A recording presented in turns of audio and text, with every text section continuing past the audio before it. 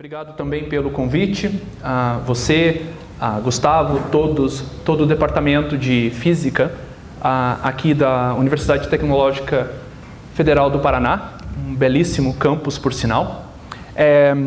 Eu, como o Jaziel disse, eu me chamo Jonas e nesse momento eu estou trabalhando na Federal do ABC, em Santo André, e eu acabei de concluir um ano sabático no Reino Unido, na Universidade de Southampton.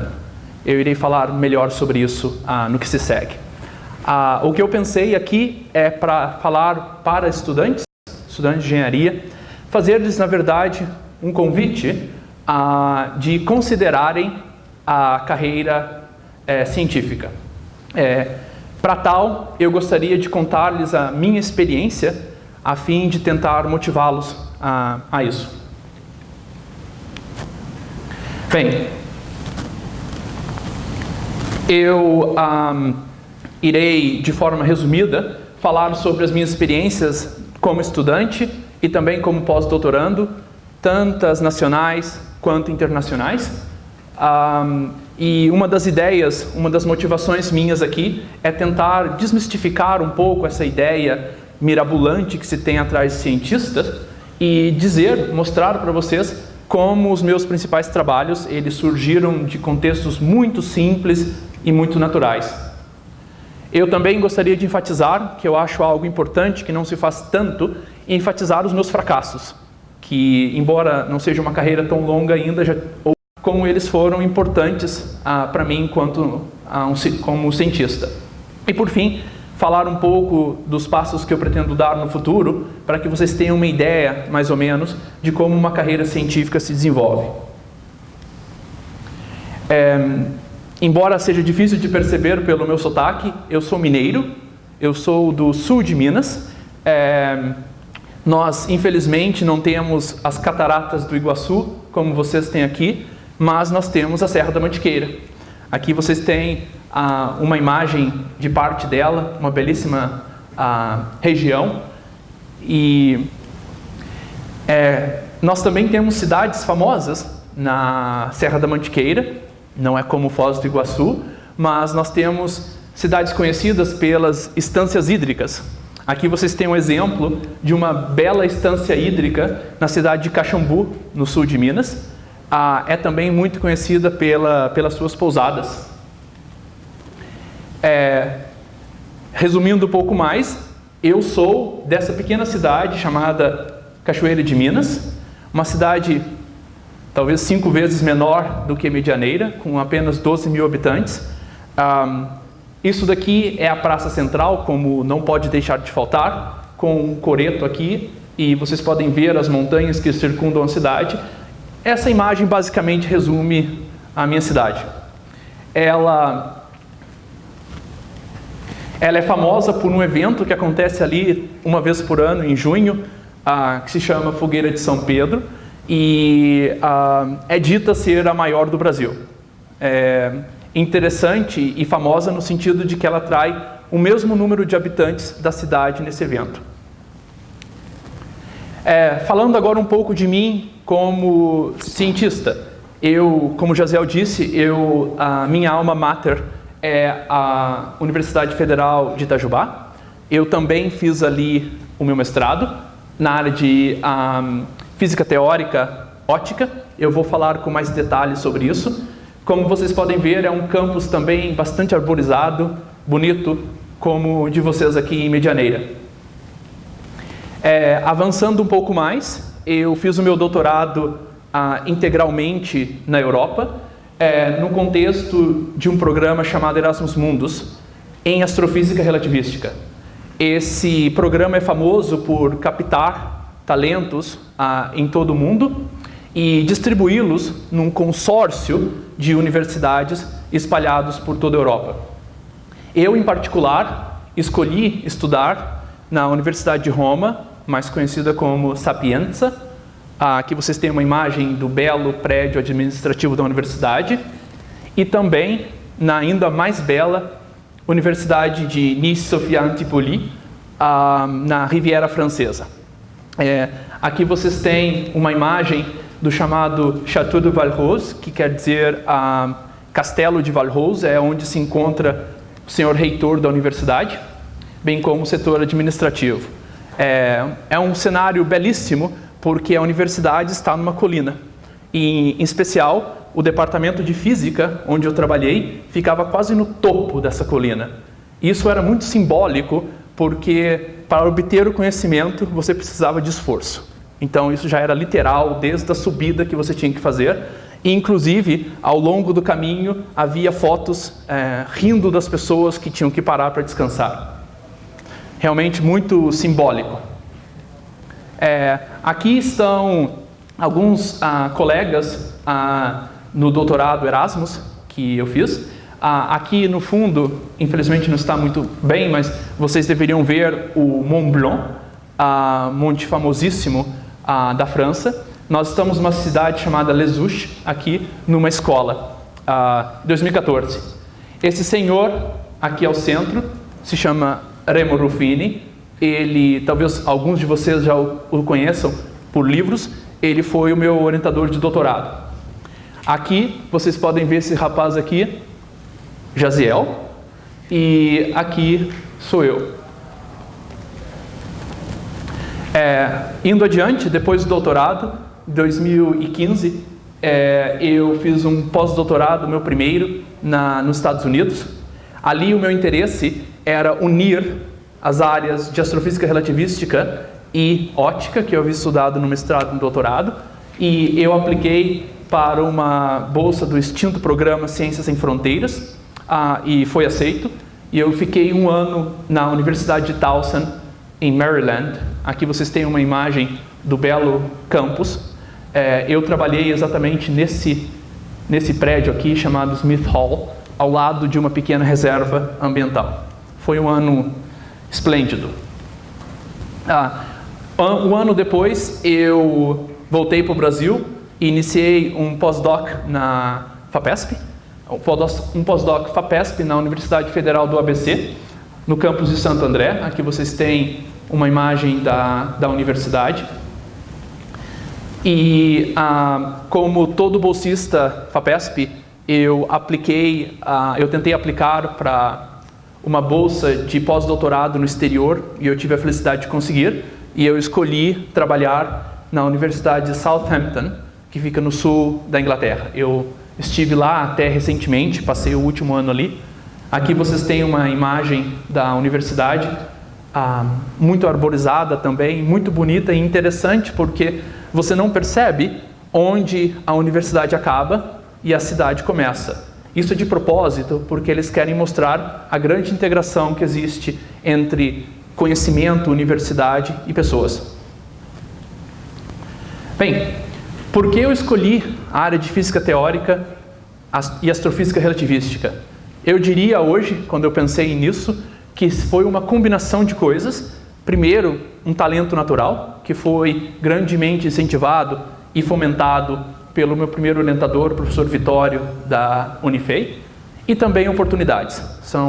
Foram essa combinação de coisas que me levaram a essa carreira. Em especial, eu iniciei minha trajetória científica com 2 iniciações, como talvez todos vocês tenham a chance de fazer, ou já fizeram, ou estão fazendo. E eu as fiz, na verdade, numa idade muito jovem. A primeira que eu fiz foi quando eu tinha apenas 19 anos. E ali nós nos propusemos entender de forma profunda a relatividade geral e também o que se chama de uma mudança fenomenológica da segunda lei de Newton. Eu irei explicar com detalhes o que eu quero dizer com isso e por que isso me interessou. 2 anos depois, eu me interessei em mapear trajetórias de raios de luz em meios materiais em geometrias do espaço-tempo. Isso é chamado de modelos análogos. E eu fiz isso com o intuito de melhorar, de consolidar os meus conhecimentos tanto em relatividade geral quanto em óptica. Bem, eu gostaria agora de falar um pouco mais particular sobre os meus trabalhos, e a minha principal motivação é mostrar que eles surgiram num contexto muito, muito natural, fruto de curiosidades, nada espetacular no sentido de que ideias e trabalhos surgiram do nada, mas sim foram consequências de perguntas evolutivas, naturais ao longo do processo. Eu focarei aqui em por que eu me interessei por estudar uma mudança da segunda lei de Newton, que se chama MOND. Quais são os desafios que existem em astrofísica relativística, em especial associada com buracos negros e estrelas de nêutrons? Por que eu me interessei por metamateriais? O que é isso e para que serve? E, por fim, eu falarei também um pouco dos meus interesses futuros. Bem, começo com uma pergunta. Por que nós deveríamos mudar a segunda lei de Newton? Vocês aprendem no ensino médio e vocês aprendem no primeiro ano de universidade que essa é uma das leis mais precisas aqui na Terra em termos de descrição de fenômenos físicos. Por que eu estou interessado nisso? Porque, de fato, a mudança deveria eventualmente acontecer não na Terra, mas no cosmos. Em especial, isso surgiu com os estudos de curvas de rotação de galáxias, que são basicamente medidas de velocidades de rotação de partículas, especialmente nas partes mais periféricas de uma galáxia, que vocês têm um exemplo de uma galáxia espiral. E quando se mede essas velocidades, que foi feito de forma pioneira por uma astrônoma americana chamada Vera Rubin, se observa, empiricamente, que a velocidade de rotação ela tende a uma constante. Isso é inesperado. Então, isso aponta o interessante que deveria ou poderia estar acontecendo nas periferias de galáxias espirais. Como eu vou mostrar, se espera que as velocidades deveriam decair com a distância, mas isso não é o que se observa. Claramente isso era um problema interessante, especialmente para um estudante que tinha acabado de estudar mecânica newtoniana. Então isso soou muito interessante para mim no momento. Como você interpreta esse resultado? Há basicamente duas formas de fazer. Há várias, mas essas duas. A primeira é invocar o que se chama de matéria escura. Como isso aparece? Quando você assume que uma partícula teste na periferia de uma galáxia apenas sente uma força gravitacional e você utiliza a segunda lei de Newton, assumindo que ela executa uma órbita aproximadamente circular, você é capaz de inferir a velocidade orbital dessa partícula. Se a massa é confinada numa região finita da galáxia, então a velocidade deveria decrescer com a distância. Isso é o que você espera, mas isso não é o que você observa. Como você explica isso mantendo a segunda lei de Newton? Você invoca uma massa que não é luminosa, que tem esse aspecto para grandes distâncias, ou seja, que aumenta com a distância, de tal forma que você recobra a constância de velocidades. Isso é a chamada hipótese da matéria escura, e ela hoje transcende e muito os confins astrofísicos e é uma pedra angular para a cosmologia.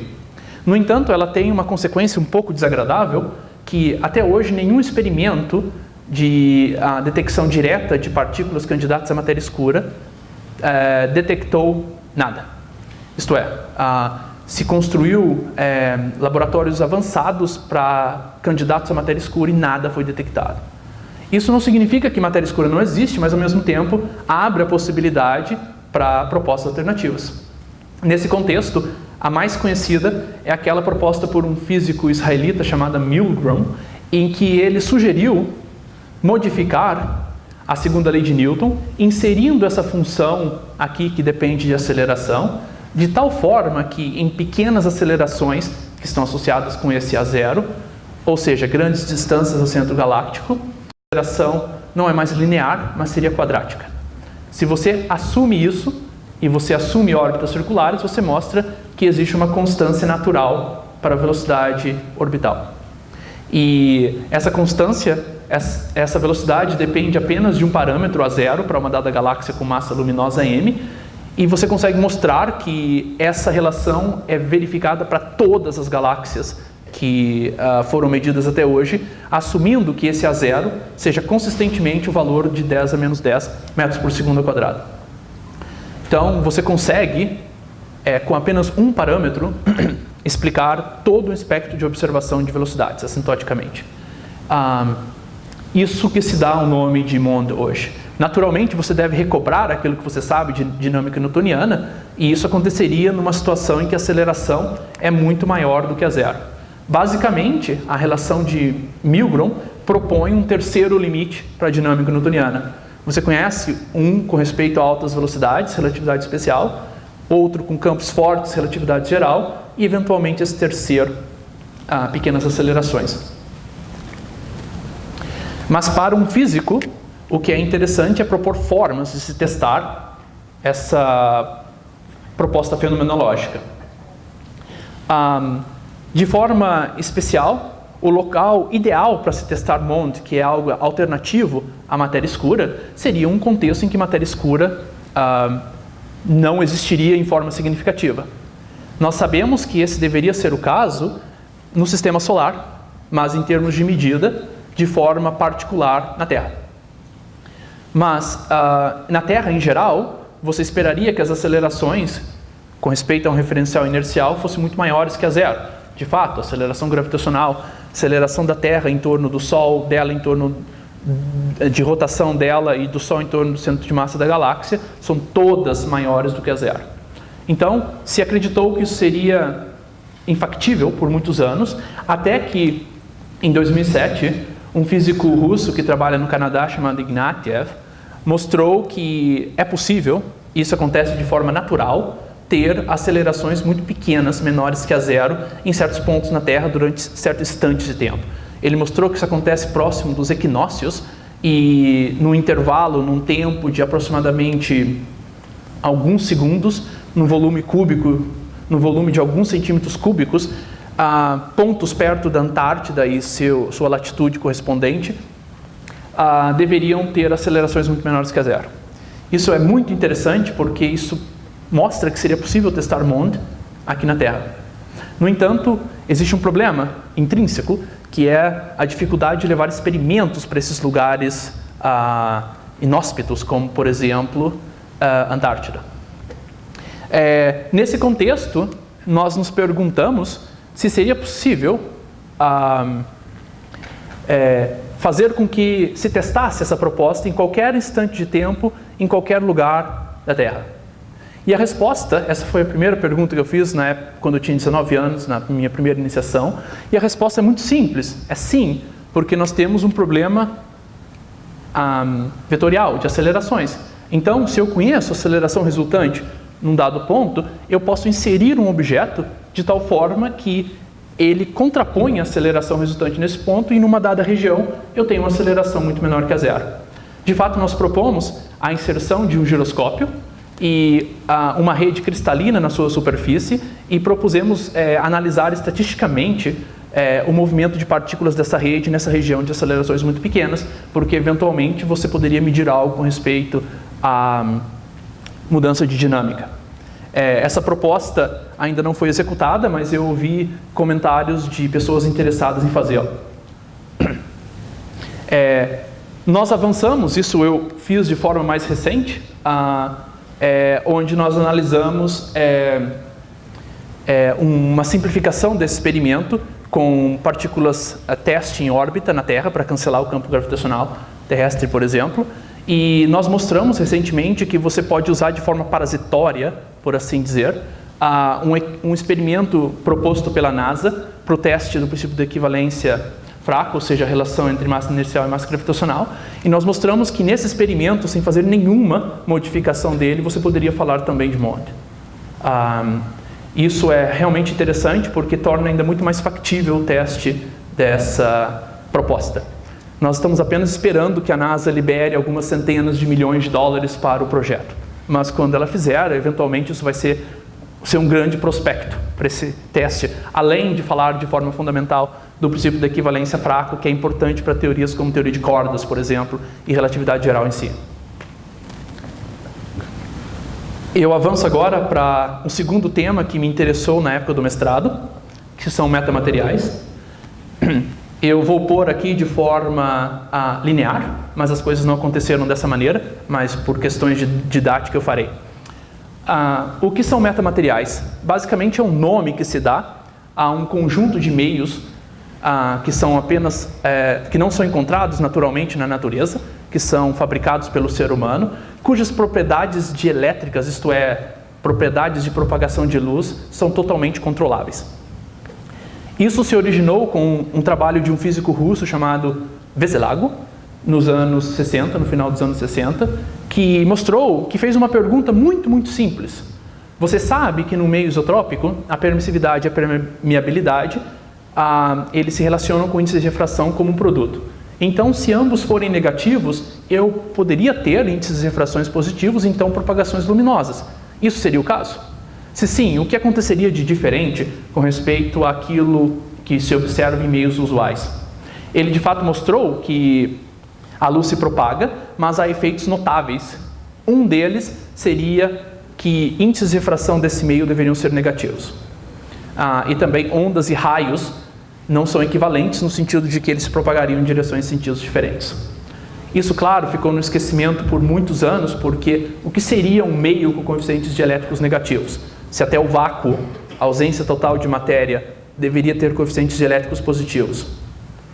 De fato, isso ficou no esquecimento por décadas, até que no início dos anos 2000, engenheiros britânicos e americanos mostraram que era possível construir um meio onde isso se manifesta. Hoje, essa área é uma área muito promissora, muito trabalhada, porque ela oferece prospectos incríveis para processamento de dados, para controle óptico e muitos outros experimentos. Essa é a área de metamateriais.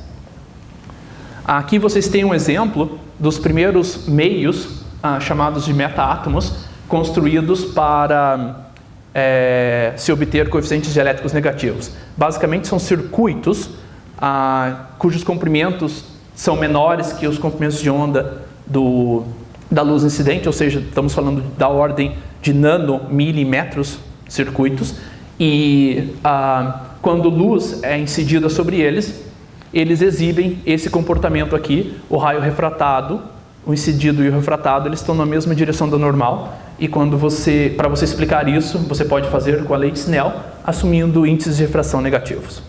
Aqui está uma realização experimental da proposta de Veselago. Hoje existem inúmeras formas de se implementar metamateriais.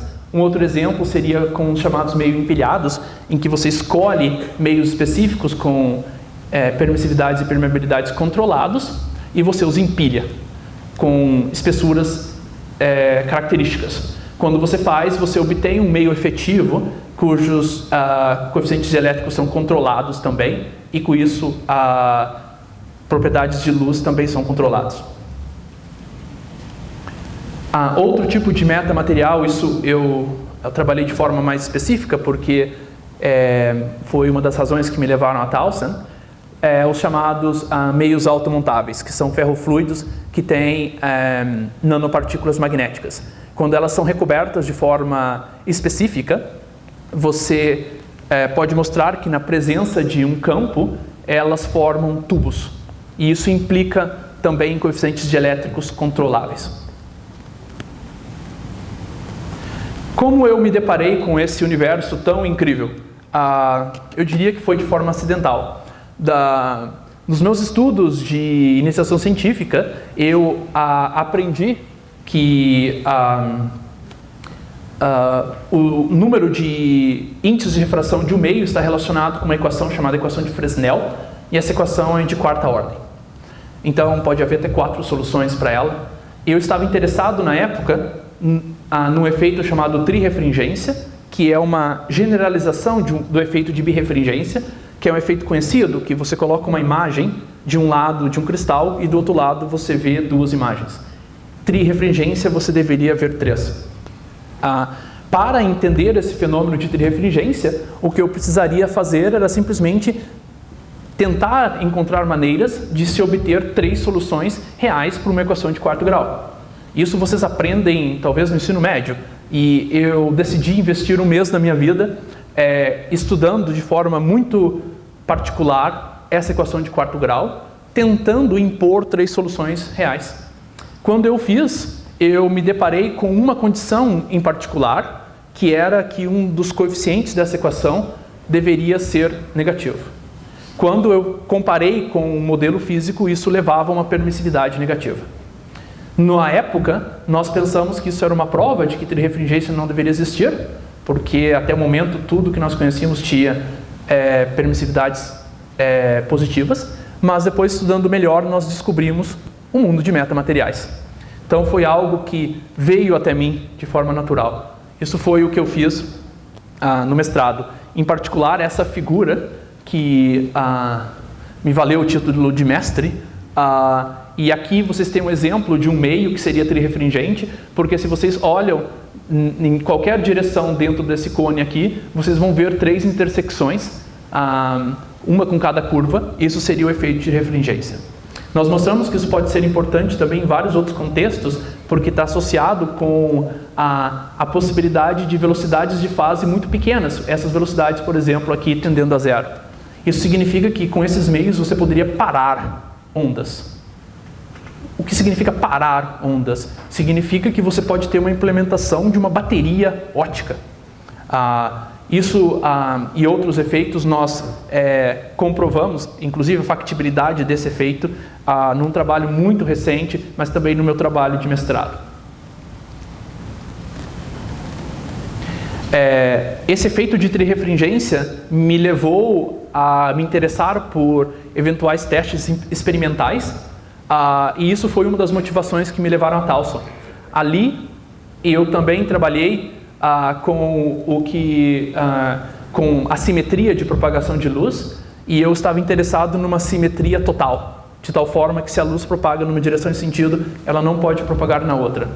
Isso seria uma implementação de um diodo óptico. E nós conseguimos fazer, teoricamente, essa implementação por meio daquele de ferrofluidos. Nós mostramos que isso pode acontecer quando, além da presença de um campo magnético, se insere um campo elétrico. Aqui vocês veem, por exemplo, que a luz não deveria se propagar na direção menos x, mas apenas na direção positiva. Isso é muito interessante porque a presença de diodos ópticos poderiam ser uma alternativa a diodos elétricos. Eles têm um grave problema, por assim dizer, que são perdas por efeito Joule, e isso impede a diminuição desses componentes. No entanto, com diodos ópticos, em princípio, você poderia ter perdas muito pequenas, então a possibilidade de diminuição. Além disso, luz também é uma forma de se implementar qubits, que seriam fundamentais para computadores quânticos. O que significa que para construir um computador quântico, você precisaria baseado em luz, você precisaria de equipamentos que trabalhassem como diodos. Então isso daqui seria uma proposta para isso. Isso é algo que realmente me interessa e algo que eu continuo trabalhando. Avanço agora para as questões minhas de doutorado com respeito a buracos negros, estrelas de nêutrons. Observem até agora que o que eu quis enfatizar é que as coisas que eu fui fazendo são coisas muito naturais no contexto das minhas investigações. Nada mágico, sim, fruto de trabalho. Algo que vocês devem ter ouvido nesses dias foi sobre a possibilidade de se fotografar buracos negros. Isso de fato foi um grande feito e é algo fundamental, muito importante para astrofísicos, para o mundo de forma geral, porque isso, além de um grande feito em termos de precisão e massa, conseguiu revelar que no centro de uma galáxia, por exemplo, M87, não se vê nada. O interessante dessa foto está justamente aí, porque você vê uma região com nada. Isso seria e estaria relacionado com a presença de uma massa, mas de tal forma que nem luz consegue sair dela. Isso é uma grande motivação para buracos negros, uma possível evidência para buracos negros. E quando se simula o que se espera ao redor desse sistema central, se mostra, usando a relatividade geral, que uma reprodução quase igual aparece. Não exatamente, mas quase. Isso é muito importante porque marca uma nova forma de se testar buracos negros e também seria mais um teste da relatividade geral. Buracos negros são classicamente singularidades do espaço-tempo. Eles são chamados não terem cabelo por uma razão simples. Eles são descritos apenas, deveriam ser descritos apenas por 3 parâmetros: massa, rotação e carga. E uma forma hoje nós estamos num momento muito interessante de estudar esses sistemas, porque nós temos como analisá-los de várias formas. Se mostrou eletromagneticamente, mas também por meio de ondas gravitacionais, que foram detectadas já advindas desse sistema. Eu me interessei por esses sistemas na época do doutorado, porque devido a vários argumentos associados com estrelas de nêutrons, seria possível você ter buracos negros que têm carga antes deles se neutralizarem, e o que me interessou foi o fato disso poder ter grandes implicações astrofísicas. Por exemplo, na presença de uma carga, seja ela o que for, há regiões em torno do buraco negro onde o valor do campo ele é muito alto, de tal forma que a eletrodinâmica clássica não deveria ser a melhor descrição para eles. Mas eu conhecia, na época dos meus estudos de modelos análogos, como descrever teorias que vão além da dinâmica de Maxwell. Então, foi um momento natural para eu trabalhar com esses sistemas. Uma pergunta de interesse, na época, era saber o quanto de energia poderia ser extraída desses sistemas, porque ela estaria relacionada com efeitos físicos de interesse, eventualmente explosões que nós medimos astrofisicamente. E eu trabalhei nesse contexto, e usando análises simples, analogias simples de termodinâmica, nós somos capazes de deduzir essa relação que se chama a fórmula de massa generalizada, e aqui nós encontramos imediatamente a quantidade de energia que pode ser extraída desses sistemas, que é exatamente a energia eletromagnética desses sistemas. Isso é esperado, mas é também muito belo de se mostrar que saem de considerações simples. E também nós mostramos no doutorado que quando essa relação é usada, você consegue simplificar tremendamente a descrição de buracos negros. Isso seria eventualmente interessante quando se estudar melhor buracos negros e se analisar aspectos de carga deles. Outra coisa que me interessou durante o doutorado foram estrelas de nêutrons, e a razão aqui foi de estar associado com precursores de buracos negros. Estrelas de nêutrons são basicamente sistemas super densos, com raios da ordem de 10 km e massa da ordem da solar. Então, densidades ali são supranucleares nas regiões mais centrais. Eles são os melhores aceleradores de partículas, porque as energias características desses sistemas de partículas ali são maiores, muito maiores que os nossos melhores aceleradores de partículas, bem como densidades. Elas são imensas. Então, elas em si já são interessantes, porque elas poderão falar de física de altas energias e altas densidades, algo que nós não conseguimos aqui. Elas apresentam uma fenomenologia muito variada, desde explosões até feixes colimados, além de emissões e tudo mais, o que significa que ela tem uma fenomenologia muito rica. De forma a diminuir a bagunça, se dividem essas estrelas em categorias de acordo com as suas propriedades. Elas podem ser pulsares se elas têm certos valores de campo magnético e certas bandas características de radiação. Elas podem ser magnetares se elas apresentam explosões e têm eventualmente campos altos. Objetos CCOs, se elas estão associadas com supernovas, não têm certas radiações, etc. Elas também podem ser testadas com hoje o que se chama de física de multimensageiros, porque ondas gravitacionais também já foram detectadas nesses sistemas.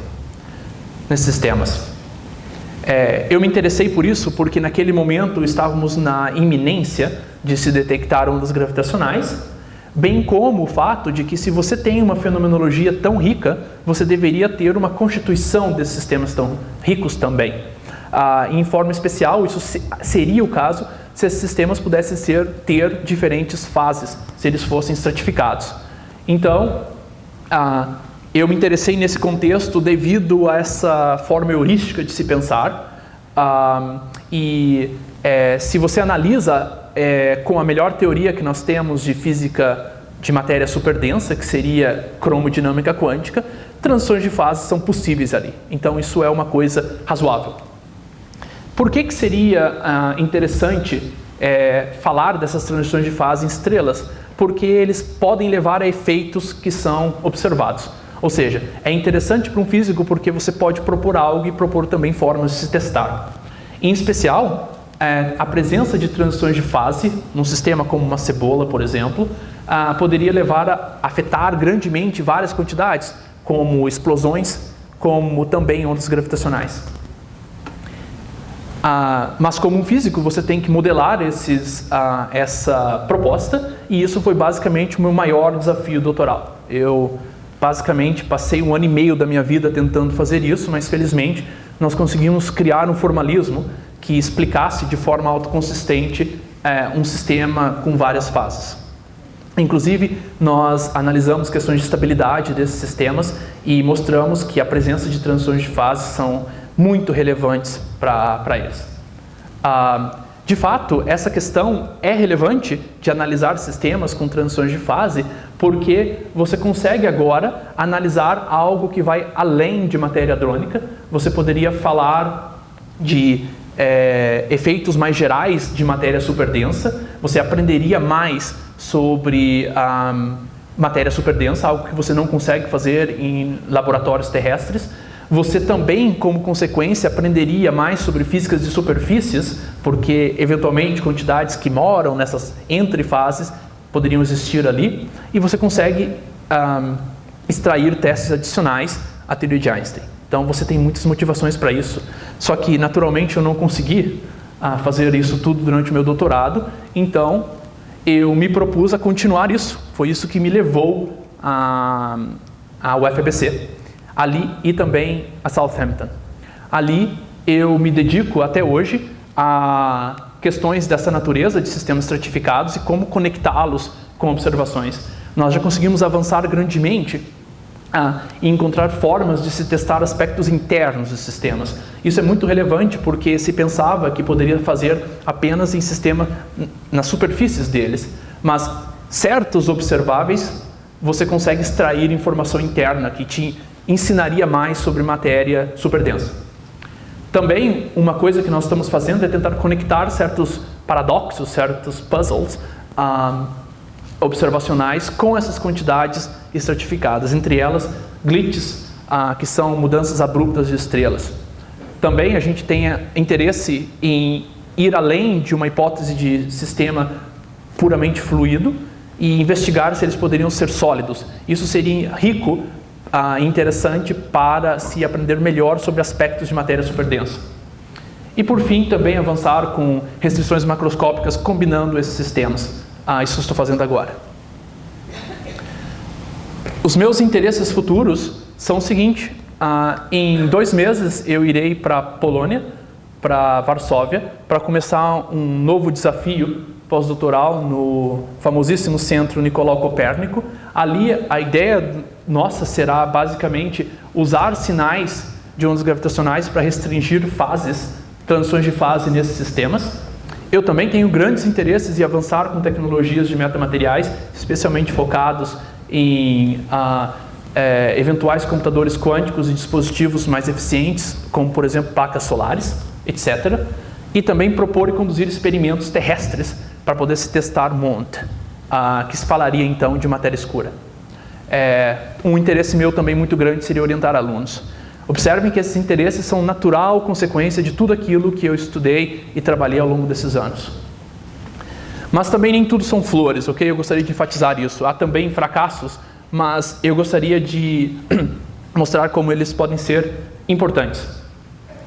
Eu tenho o que eu chamo de a minha rejeição favorita, porque antes mesmo de eu aplicar ao programa de doutorado Erasmus Mundus, eu apliquei a um programa de colaboração Brasil-Reino Unido, e para esse programa é necessário ter o endosso de um professor ali. Eu enviei um e-mail propondo um projeto. Esse professor nem leu esse projeto, enviou para a secretária dela o meu e-mail e ela me respondeu que eles não tinham interesse nenhum. Realmente eles nem entenderam a natureza da proposta Mas daí eu usei esse mesmo projeto, eu apliquei ao programa Erasmus Mundus e eu tive a felicidade de ser o primeiro candidato no mundo. Um pouco mais adiante, no final do meu doutorado, eu apliquei para o programa Ciência Sem Fronteiras para Towson e eu recebi uma rejeição e a justificativa foi que eu já tinha tido a minha experiência internacional na época de doutorado. Isso soa de fato muito frustrante, não? Mas eu justifiquei cientificamente a relevância disso e meses depois foi aceita. Mas enquanto eu esperava, eu também apliquei para outros pós-doutorados no Brasil, em especial um na UFABC, e eu fiquei em segundo lugar. Esse foi o único ano em que chamaram apenas um candidato. Então, eu não tinha naquele momento nenhuma resposta, então o meu colaborador me sugeriu de aplicar a FAPESP, que seria algo ainda melhor, e aconteceu que eu fui aprovado. No final das contas, depois de algumas semanas, eu tinha 2 ofertas de pós-doutorado, e eu deveria escolher uma, mas eu gostaria de ambas. Eu pedi a FAPESP, no que eu chamo de resposta da minha vida, para estender o início de vigência da minha bolsa, e ela aceitou. Então eu pude trabalhar em ambos os lugares. Hoje é muito comum na minha vida científica receber respostas de trabalhos de árbitros que dizem que eles rejeitam o trabalho porque há algo estranho, mas que eles não sabem explicar. Isso é realmente muito frustrante, mas faz parte das nossas vidas. Isso inclusive aconteceu com um trabalho meu de Jaziel. No final das contas, nós melhoramos sempre esses trabalhos e eles sempre conseguem ser publicados em revistas ainda melhores. Então, eu gostaria de concluir com a mensagem que vocês deveriam levar para casa, que eu gostaria que vocês levassem para casa, que é a seguinte: primeiro e mais importante, nenhuma descoberta científica ela vem do nada. Percepções, insights, são uma consequência de anos de dedicação, de criticidade e também de curiosidade.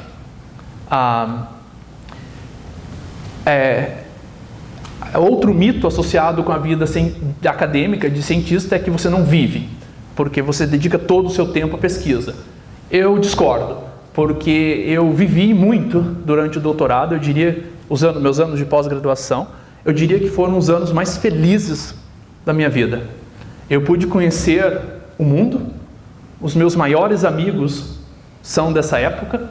Eu tive a felicidade de aprender de forma profunda 4 idiomas. Vivi e tive experiências que me tornaram um ser humano muito, muito melhor. Outra coisa que é importante se lembrar sempre é que decepções fazem parte da vida de cientistas. Isso também vale para pessoas, é natural. O que importa é como você lida com elas.